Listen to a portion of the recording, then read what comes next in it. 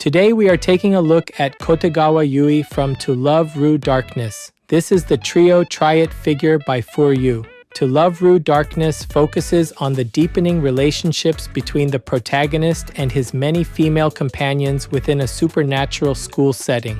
Kotegawa Yui stands as the steadfast guardian of discipline while managing her own growing and sincere feelings for her classmates. Her role as a member of the Public Morals Committee provides a constant anchor within the chaotic narrative of the series. She remains a symbol of integrity and earnestness even as the harness plan unfolds around her school environment. Today's highlights for this figure are the clear part hair tips, the layered swimsuit and scrunchy accessories, and the pose that brings out her body line. The hair keeps a solid dark mass through most of its length, then gradually shifts into a lighter tone and transparent clear parts at the ends. That transition prevents the long hair from feeling visually heavy and gives the trailing silhouette a lighter finish. The outfit is built through stacked layers, with a light gray outer top opening deeply at the front and a black inner swimsuit visible underneath. The upper arm and thigh scrunchies add rounded volume against the smoother skin and fabric surfaces, so the figure never reads as flat. The pose does most of its work through curve and direction rather than exaggerated motion. One hand hooks an index finger under the strap near the chest. The other hand catches the top edge of the shorts, and the chest, waist, hips, and legs connect in one continuous flow.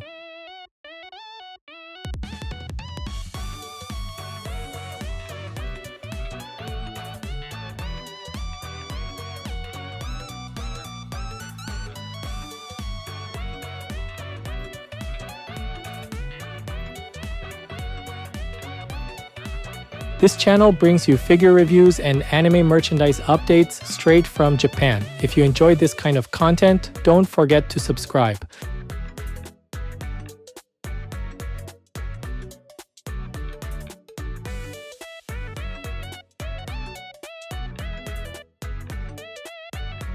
The face is built around a restrained smile and a direct, steady gaze. The mouth is very small and softly curved, so the expression stays calm rather than playful, while the eyes carry much of the figure's presence. The irises transition from a dense red in the upper area to a warmer orange toward the lower area, and that color shift keeps the eyes vivid even when viewed from farther back.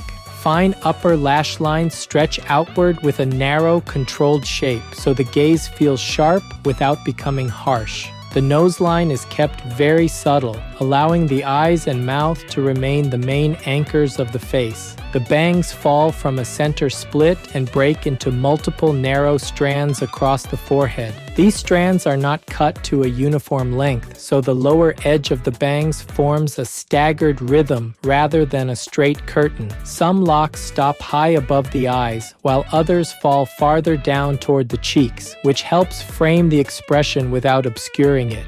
Around the face, separate side locks drop in front of the neck and shoulders, creating a second line outside the facial contour and making the head feel more layered from the front.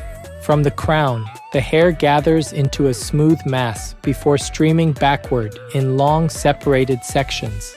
These rear sections keep their thickness through most of their length, then gradually lighten toward a pale lavender tone before shifting into clear part molded tips. Because the transition is gradual, the hair does not feel like it abruptly ends.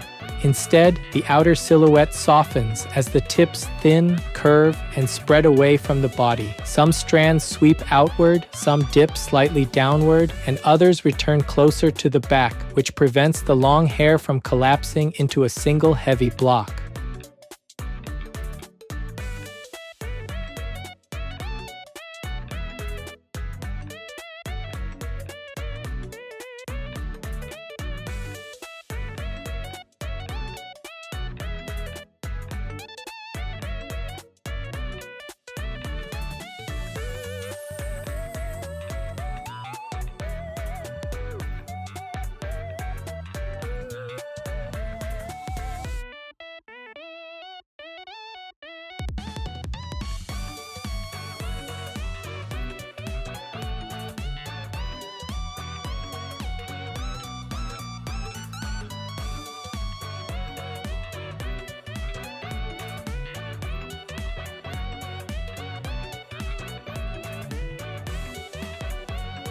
The upper body begins with a light gray collar-like loop that sits close around the neck and drops into two straps running down across the chest. Those straps connect directly into the outer swimsuit layer, which opens very deeply at the front and frames the chest with a broad V-shaped sweep. Inside that opening, a black inner swimsuit sits one layer deeper, clearly separated from the outer light gray section rather than blending into it. The contrast works through depth as much as color because the inner black edge is physically recessed while the outer light gray section forms the dominant front contour. Below the bust, the light gray outer layer wraps horizontally around the torso and gathers into a tied knot at the front.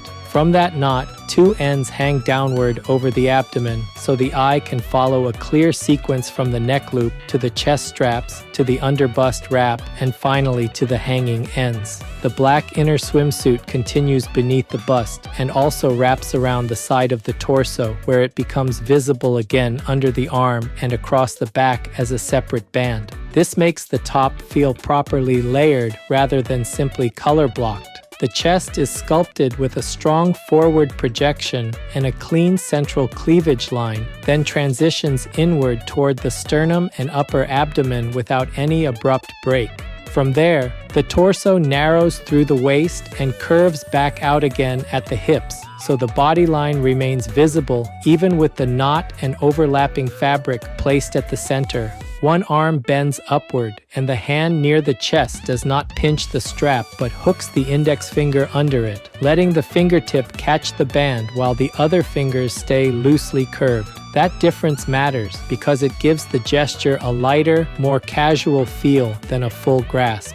The other arm pulls backward with the elbow angled behind the body, and the hand rests at the top edge of the shorts, which opens the torso and gives the chest-to-waist line more depth. At the upper arms, dark scrunchies sit as raised ring-like accessories rather than flat bands. Their folded surfaces create alternating ridges and recesses all the way around, so they read as soft gathered material with real volume.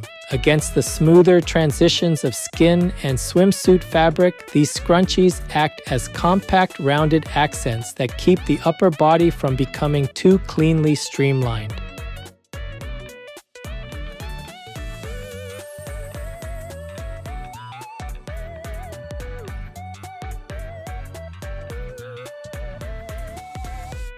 The lower body starts with the black string-like swimsuit layer running across the hips before the shorts begin. Over that, the blue shorts sit very low on the waist, making the relationship between the inner and outer layers immediately clear. At the front, the shorts open wide at the center, with both upper edges folding outward, so the black inner layer remains visible in the gap. Inside that opening, a small white section appears at the upper center of the black layer, creating a concentrated visual point in the middle of the lower body. The shorts themselves are covered in a fine surface texture that suggests woven fabric, and the seams at the sides, pocket edges, and center front are all separately defined rather than merged into one simplified surface. The hem of the shorts is uneven and frayed looking, with a jagged edge running along the bottom rather than a clean straight cut. That rougher lower edge contrasts with the neater upper fold at the waistband and adds more visual activity to a very short garment. From the back, a central seam runs downward between the two sides, and the fabric rounds naturally over the hips before narrowing again toward the upper thighs. Because the shorts sit low and the rear seam is clearly placed, the transition from waist to hips reads very clearly from side and rear angles. The legs are arranged in a way that lengthens the figure. One leg extends more directly forward, while the other stays slightly behind, creating a gentle difference in knee placement and hip angle. The thigh line continues smoothly into the knee and calf without unnecessary interruptions. So once the eye leaves the shorts, it can follow the legs in one uninterrupted descent.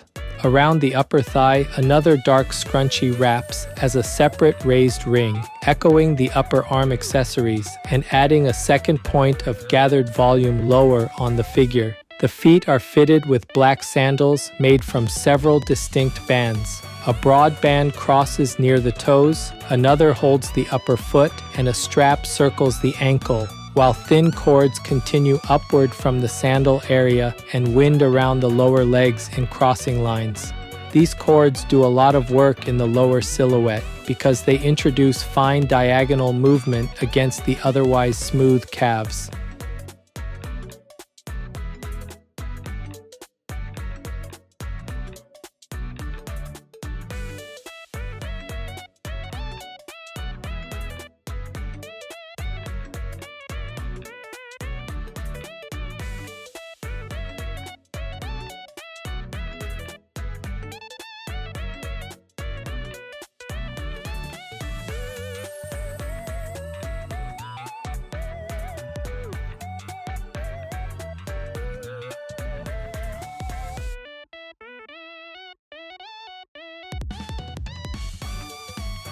This figure is approximately 20 centimeters tall. That's about 7.9 inches. For size comparison, here's a 350 milliliter can. That's about 12 ounces in the US.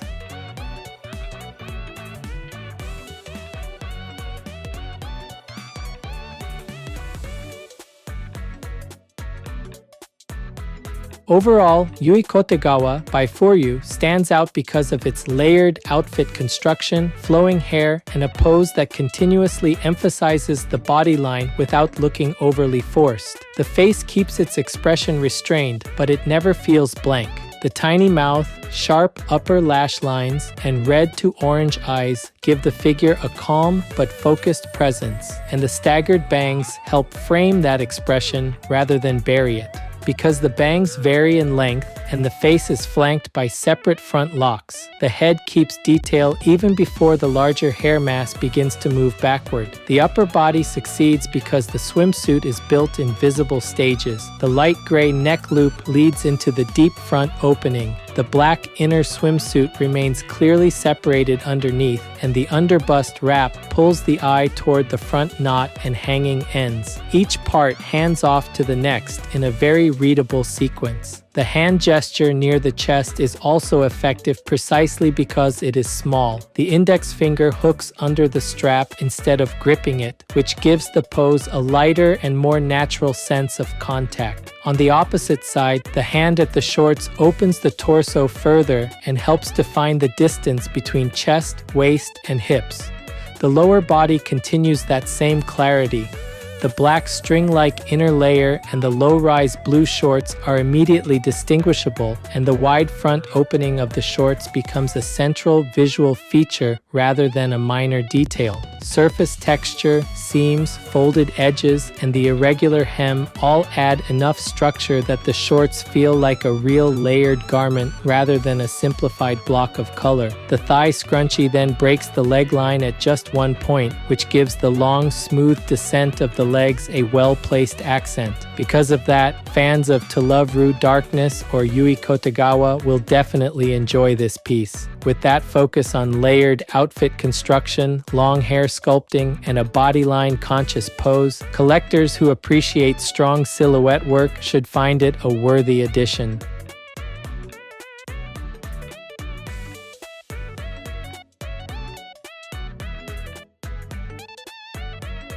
That's it for this video. If there's any part of the figure you liked, feel free to leave a comment and share your thoughts. Thanks for watching, and I'll see you in the next video.